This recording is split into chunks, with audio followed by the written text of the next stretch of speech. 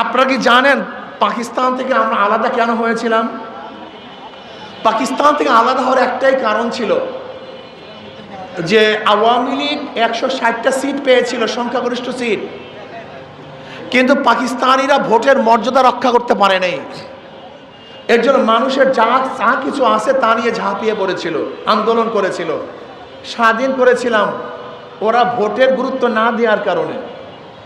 অথচ আওয়ামী লীগ ক্ষমতায় বসার পরে 1973 সনে আর একটা নির্বাচন হয়েছিল। আপনারা কি জানেন সেই নির্বাচনের অবস্থা কি হয়েছিল? আওয়ামী লীগ এককভাবে 293টা সিট পেয়েছিল।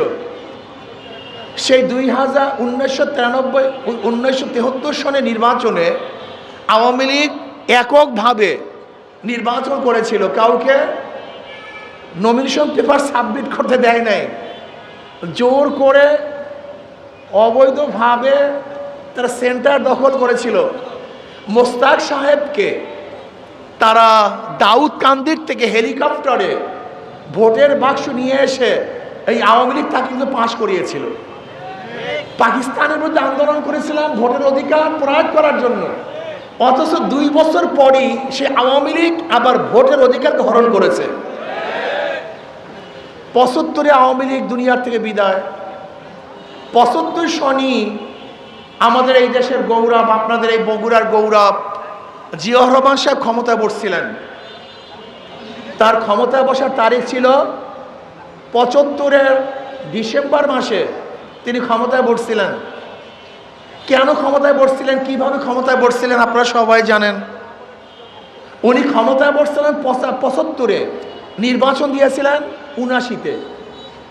এখন যারা নির্বাচনে চিল্লাইতেছেন, তো উনি 75-এ ক্ষমতায় বসার পরে 79-তে নির্বাচন দেন। সময় কত বছর? প্রায় 4 বছরের বেশি, প্রায় 4 বছর 6 মাস। এই সময়টুকু আপনি কোন সংবিধানের আওতায় ক্ষমতায় ছিলেন? জিয়াউর রহমান সাহেব দেশ পরিচালনা করলেন, ভালো করার চেষ্টা করেছেন। উনিও দুনিয়া থেকে বিদায় হলেন।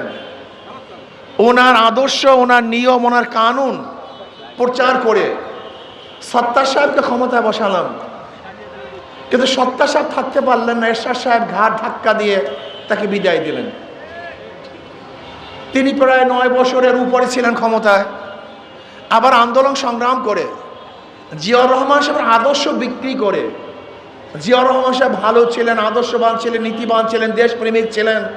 ওনার ভাঙ্গা সুটকেস ছিল, ওনার কোনো অর্থ ছিল না, ব্যাংক ব্যালেন্স ছিল না।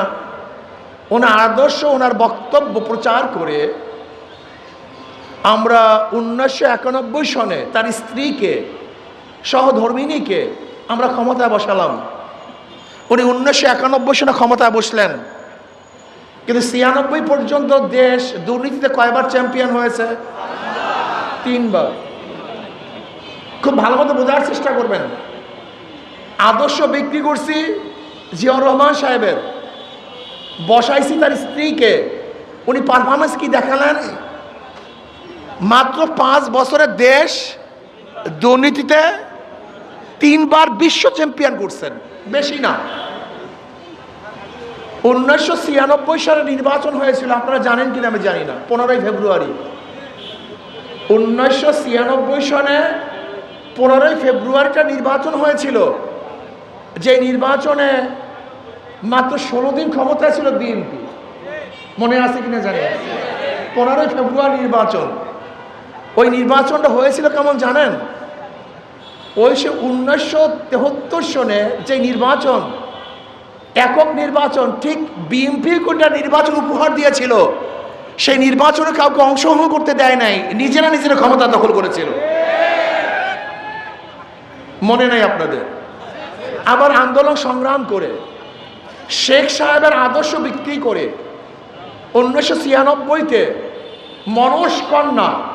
মানুষ কন্যাকে ক্ষমতায় বসালাম। ভেবেছিলাম এই বছর মনে হয় তওবা তিল্লা করে ঘন্টা পরে তসবিহ হাতে নিয়ে তওবা যেহেতু করছে, এবার মনে হয় ভালো রাষ্ট্র চালাবেন। কিন্তু 2001-এ তিনি ক্ষমতা আসতে পারলেন না। আবারও ক্ষমতা বসালাম কাকে? ওই জিয়াউর রহমান সাহেবের আদর্শ বিক্রি করে তার স্ত্রীকে আবারও ক্ষমতা বসালাম।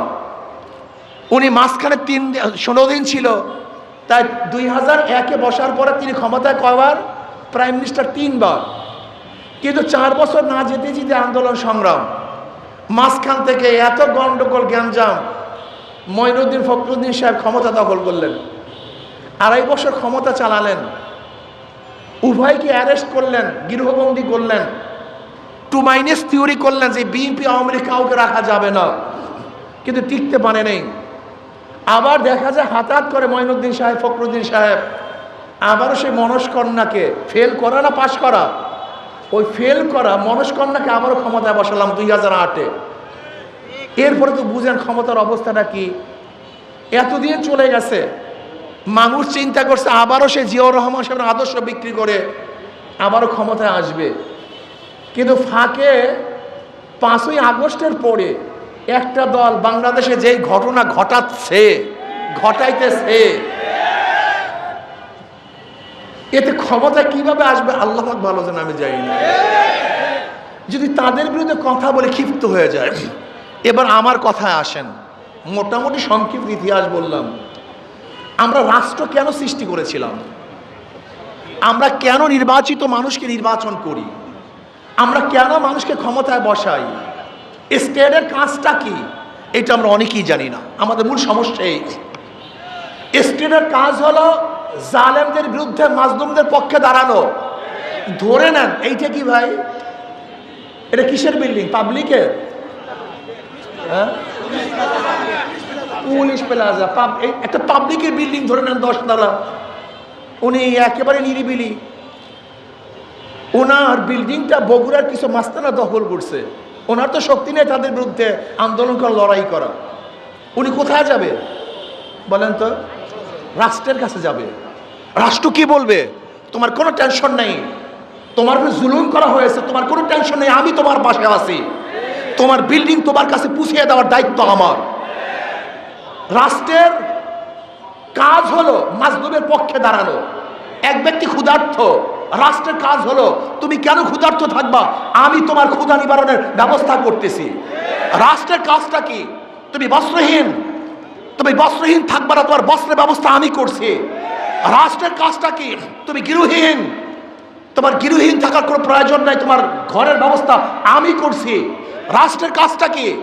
তোমার সন্তান মেধাবী, তুমি নেতরের সন্তান, জেলের সন্তান, তাঁতির সন্তান, অর্থ খরচ করে উচ্চ শিক্ষায় শিক্ষিত হতে পারছে না। রাষ্ট্র কি বলছে? তুমি মেধাবী, তোমার কোনো টেনশন নাই, উচ্চ শিক্ষায় শিক্ষিত করার দায়িত্ব আমার। এটা রাষ্ট্রের দায়িত্ব। রাষ্ট্রের দায়িত্বকে তুমি চলতে পারছো না, তোমার রাস্তা করার দায়িত্ব আমার। রাষ্ট্র কি বলছে? তুমি নিরিবিলি নাক টেনে ঘুমাবা, তোমার পাহারা দেওয়ার দায়িত্ব রাষ্ট্রের, সে তোমাকে পাহারা দিবে। এটা রাষ্ট্রের কাজ। রাষ্ট্র কি বলতেছে? তুমি অসুস্থ, তুমি অর্থ খরচ করে চিকিৎসা করতে পারছো না, তোমার কোনো টেনশন নাই, তোমার চিকিৎসার দায়িত্ব আমার। অর্থাৎ বাংলাদেশের যত নাগরিক আছে, সমস্ত নাগরিকদের পরিপূর্ণ দায়িত্ব যে নিবে তার নাম রাষ্ট্র। জালেমের বিরুদ্ধে মাজলুমের পক্ষে যে দাঁড়াবে তার নাম রাষ্ট্র। অথচ আমরা কি করতেছি? যেখানে রাষ্ট্রের কর্মচারী পুলিশ দেখলে মানুষ আশ্বস্ত হবে, কোনো টেনশন নাই, আমার পক্ষে লোক চলে আসছে। অথচ আমরা কি দেখছি? এখন পুলিশ দেখলে ভয় পাই, পুলিশ চলে গেলে আশ্বস্ত হই। এটা রাষ্ট্রের দায়িত্ব না। একজন রাষ্ট্রের নাগরিক প্রশাসনের কাছে কখন যায়? বিচারকের কাছে কখন যায়? তার গলার মধ্যে ফাঁসি রশি ঝুলবে কি ঝুলবে না, সে বাঁচবে কি বাঁচবে না, প্রার্থনা করে একজন বিচারকের কাছে গিয়ে যে আপনি আমাকে রক্ষা করুন। অথচ আমরা দেখি বিচারকদের অবস্থাটা কি, রাষ্ট্রের বিচারকদের অবস্থাটা কি? রাষ্ট্রের বিচারকরা নিজের আইন অনুযায়ী বিচার করতে পারে না, কতগুলো জালেমদের ইঙ্গিতে তারা বিচার করে। আজকে রাষ্ট্রের বিচারালয় নিরপেক্ষ নয়। আমি সাংবাদিক বন্ধুদেরকে বলবো, যদি কারোর বিরুদ্ধে রায় হয়ে যায়, ওই ব্যক্তি কোর্টে উপস্থিত না হওয়ার আগ পর্যন্ত তাকে খালাস কিভাবে দেন, জামিন কিভাবে দেন, এই আইন আমার জানা নেই। আপনাকে খালাস দিতে পারে, মুক্তি দিতে পারে, কিন্তু রাষ্ট্রের আইন হলো আপনাকে কোর্টে উপস্থিত হতে হবে। কিন্তু আমরা কি দেখছি? এখন আর নিরপেক্ষ বিচারালয় নাই। হাজারো মানুষকে আজকে অনুপস্থিত অবস্থায় খালাস দিয়ে দেয়, মুক্তি দিয়ে দেয়। তার মানে হলো বিচারকরা এখন নিরপেক্ষ নয়, কারণ ইঙ্গিত তারা বিচার করছে। আমরা কি দেখেছি, যখন সরকারি দল থাকে খুনের কেসের আসামি রাস্তায় বুক ফুলিয়ে হাঁটে, আর যখন বিরোধী দল থাকে তখন অন্যায় না করলেও তাকে সাজা ভোগ করতে হয়, আয়নাঘরে থাকতে হয়, ফাঁসি রশিদে ঝুলতে হয়। এর নাম রাষ্ট্র না। রাষ্ট্র সম্পর্কে বুঝুই না। আজকে হাজারো পাবলিক, গরিব দুঃখী মেহনত মানুষ, তারা ভোট দেয়, তারা জানিই না ভোটের দামটা কি, আমি কাকে ভোট দিচ্ছি, কেন ভোট দিচ্ছি সে জানিই না। আজকে আমি মনে করি যারা ক্ষমতায় ছিল তাদের যেই পরিমাণ দোষ, তার চেয়ে জনগণের দোষ মোটেও কম না। আজকে আমরা যত অন্যায় করি নেতারা, আমরা যত অন্যায় করি, জেলখানার থেকে ফুলের মালা দিয়ে আমাদেরকে বের করা হয়। যদি নেতারা অন্যায় করার পরে ফুলের মালার পরিবর্তে জুতার মালা দেওয়া হতো, তাহলে নেতারা অন্যায় করতে পারতো না। আজকে শপথ গ্রহণ করেন, শপথ গ্রহণ করেন। রাষ্ট্রের দায়িত্ব দিয়েছিলাম আমাদের খেদমত করার জন্য, এই জনগণের খেদমত করার জন্য, জুলুম অত্যাচার করার জন্য নয়, চাঁদাবাজি করার জন্য নয়। আমরা রাষ্ট্রের ক্ষমতা দিয়েছিলাম নিরাপত্তার জন্য। আমাকে ঘর ছাড়ার জন্য আমি রাষ্ট্রের ক্ষমতা দেই নাই, রাষ্ট্রের ক্ষমতা দিয়েছিলাম পেট ফুঁড়ে খাওয়ার জন্য। আজকে বাংলাদেশের মানুষ যদি কাক এবং কুকুরের সাথে লড়াই করে বাঁচতে হয়, তাহলে বাংলাদেশ ফেল করেছে, বিজয় হতে পারে নাই। আজকেও যদি আমার বিধবা মানুষগুলি না খেয়ে থাকে, আজকে যদি হাজারো মানুষ মিসকিন এতিমরা না খেয়ে ঘুমায়, আজকেও যদি খোলা আকাশের নিচে হাজারো মানুষ থাকে, তাহলে রাষ্ট্র ফেল করেছে, রাষ্ট্র পাস করে নাই। আবার আন্দোলন করতে হবে, সংগ্রাম করতে হবে। ভাই আমার, আমরা দীর্ঘদিন পর্যন্ত বিভিন্ন মানুষকে ক্ষমতায় নিয়েছিলাম, ওরা আমাদেরকে ভালো রেজাল্ট দিতে পারে নাই। আওয়ামী লীগকে ক্ষমতায় নিয়েছিলাম, বিএনপি ক্ষমতায় দেখেছি, জাতীয় পার্টি ক্ষমতায় দেখেছি, কিন্তু মানুষের আশা এবং আকাঙ্ক্ষার প্রতিফলন ঘটাতে পারে নাই। আমি অনুরোধ করবো, একটা বারের যদি ইসলামকে ক্ষমতায় নেন, একটা বারের যদি ইসলামকে ক্ষমতায় নেন, ইসলাম দুনিয়াতে ফেল করার জন্য আসে না, পাস করার জন্য আসছে। যদি ইসলাম ফেল করে দ্বিতীয়বার পরীক্ষা দেওয়ার জন্যই আসবো না, আর কোনোদিন ভোট চাওয়ার জন্য আসবো না। ওদের সব জায়গায় ধোঁকা। যারা নৌকা নির্বাচন করে নিজেরা নৌকা চালাতে পারে না, যারা নাঙ্গলে নির্বাচন করে নিজেরা নাঙ্গল বইতে পারে না, যারা ধানের শীষে নির্বাচন করে কেউ ধান কাটতে পারে না। সমস্ত মার্কাগুলি গরিবদের, নৌকা প্রতীক গরিবদের, নাঙ্গল প্রতীক গরিবদের, ধানের শীষ গরিবদের, অথচ যারা নির্বাচন করে একজনও গরিব না। অথচ হাত পাখায় আমার একটা মার্কা আছে, নির্বাচন করে সেও ঘুরাতে পারে, যারা করে তারাও ঘুরাতে পারে। হাত পাখা চালাতে পারে পুরুষরা, হাত পাখা চালাতে পারে মহিলারা। হাত পাখা প্রয়োজন বড় লোকদের, হাত পাখা প্রয়োজন গরিবদের। আপনি কি জানেন কারেন্ট ফেল করে, হাত পাখা ফেল করে না? হাত পাখা প্রয়োজন মুসলমানদের, হাত পাখা প্রয়োজন হিন্দু বৌদ্ধ খ্রিস্টানদের। আমি বিশ্বাস করি কাউর মার্কা ঘুমের সময় বুকের উপরে থাকে না, নাঙ্গল বুকের উপরে থাকে না, ধানের শীষ ঘুমের সময় বুকের উপরে থাকে না, নৌকা বুকের উপরে থাকে না। একটা প্রতীক ঘুমের সময় বুকের উপরে থাকে, কলিজার উপরে থাকে, সেই প্রতীকটার নাম হাত পাখা। আমি বিশ্বাস করি হাত পাখা যদি বিজয় হয়, এই জনগণ বিজয় হবে। হাত পাখা বিজয় হয়, এই দেশ বিজয় হবে। হাত পাখা বিজয় হয়, গোটা ইসলামী শক্তি বিজয় হবে, মানবতা বিজয় হবে, এই দেশ মুক্তি হবে, শান্তি পাবে, প্রত্যেকের অধিকার বাস্তবায়ন হবে। কাজে আসুন, সব মার্কা দেখা শেষ, হাত পাখার বাংলাদেশ।